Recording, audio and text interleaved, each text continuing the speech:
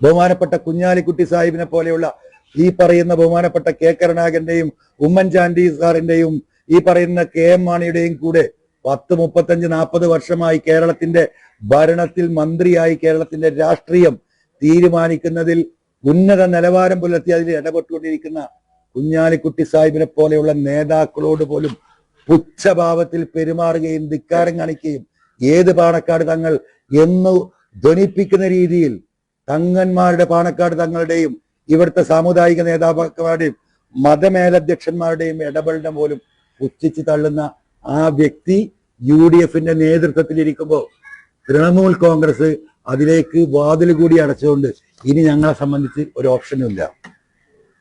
അതുകൊണ്ട് ഞങ്ങൾ തെരഞ്ഞെടുപ്പിലേക്ക് പോവുകയാണ്. ജനങ്ങൾ തീരുമാനിക്കട്ടെ. എന്റെ ജീവൻ നിലമ്പൂരിലെ പാവപ്പെട്ട ജനങ്ങളുടെ കയ്യിലാണ്. ആ മലയോര കർഷകർക്ക് വേണ്ടിയിട്ടാണ് ഞാൻ ഈ പോരാട്ടം മുഴുവൻ നടത്തിയത്.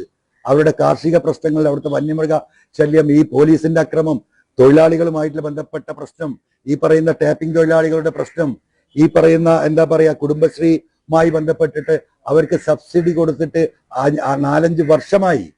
ഇങ്ങനെ ജനങ്ങളുടെ നിത്യജീവിതം, ഓട്ടോറിക്ഷ തൊഴിലാളികളുടെ പ്രശ്നം, വഴിയോര കച്ചവടക്കാരുടെ പ്രശ്നം, ജീവിതത്തിന്റെ രണ്ടറ്റം മുട്ടിക്കാൻ 18 മണിക്കൂറും കഠിനാധ്വാനം നടത്തുന്ന പാവപ്പെട്ട മനുഷ്യർക്ക് അവരുടെ ജീവിതത്തിന്റെ രണ്ടറ്റം മുട്ടിക്കാൻ ഈ ഗവൺമെന്റിന്റെ ചില നിലപാടുകൾ ശരിയാവുന്നില്ല, പ്രയാസത്തിലാണ്. ഇവിടുത്തെ പാവപ്പെട്ട കമ്മ്യൂണിസ്റ്റുകാർക്ക്, സഖാക്കൾക്ക് ഗവൺമെന്റിൽ നിന്ന് നീതി ലഭിക്കുന്നില്ല. ഉത്തരവാദിത്തപ്പെട്ട പാർട്ടി നേതാക്കന്മാരെ അപമാനിച്ചു വിടുന്നു കേരളത്തിലെ ഉദ്യോഗസ്ഥന്മാരും പോലീസും. ഇത് പറഞ്ഞതിന്റെ പേരിൽ ആ ഗവൺമെന്റിൽ നിന്ന് ഇറങ്ങി വന്നവനാ ഞാൻ. ഇവിടെയാണ് എന്നെ കത്രിക പൂട്ടിട്ട് പൂട്ടുന്നത്. നിങ്ങൾ എഴുതി വെച്ചോ. എനിക്ക് എന്റെ പ്രിയപ്പെട്ട നിലമ്പൂരിലെ ജനങ്ങളോട് ഒറ്റ വാക്കേ പറയാനുള്ളൂ. എന്റെ കയ്യിൽ ഒന്നുമില്ല. നിങ്ങൾക്ക് വേണ്ടി ഈ ഇത്രയും കാലം ഞാൻ നടത്തിയ പോരാട്ടം, 9 വർഷം ഞാൻ അവിടെ നടത്തിയ വികസന പ്രവർത്തനം, ദുരന്തങ്ങളിൽ, ദുരിതങ്ങളിൽ, ആശുപത്രിയിലെ പ്രയാസം, എല്ലാത്തിലും ഒരു MLAക്ക് അപ്പുറം നിങ്ങളുടെ ഒരു സഹോദരനായി നിന്ന് ഞാനൊരു ബേക്കറിയിലും കയറി, AC ബേക്കറി കയറി. ഞാൻ നിലമ്പൂരിൽ ചായ കുടിക്കാറില്ല, പൊതുവിൽ ഞാൻ കുടിക്കാറില്ല. അവിടുത്തെ സാധാരണ വഴിയോര കച്ചവടക്കാരന് അവന്റെ അടുത്ത് ഒരു ബുൾസൈ, ഒരു കട്ടൻ ചായയും വാങ്ങിയാൽ അവന് 100 റുപ്യ കിട്ടുമല്ലോ. ആ ഉദ്ദേശത്തിൽ നടക്കുന്ന അവർക്ക് വേണ്ടി പറഞ്ഞിട്ടാണ് ഞാൻ ഇവിടെ എത്തിയത്. അപ്പോ ഇപ്പൊ എന്റെ ജീവൻ പോലും അപകടത്തിലാ. ഒരു ഭാഗത്ത് പിണറായിയാണ്, ഒരു ഭാഗത്ത് സതീശനാണ്, ഒരു ഭാഗത്ത് RSS ആണ്. ഇത് മൂന്നും കൂടി കൂടിയിട്ട് എന്നെ ഞെക്കിപ്പിഴിയാനുള്ള തീരുമാനമാണ്.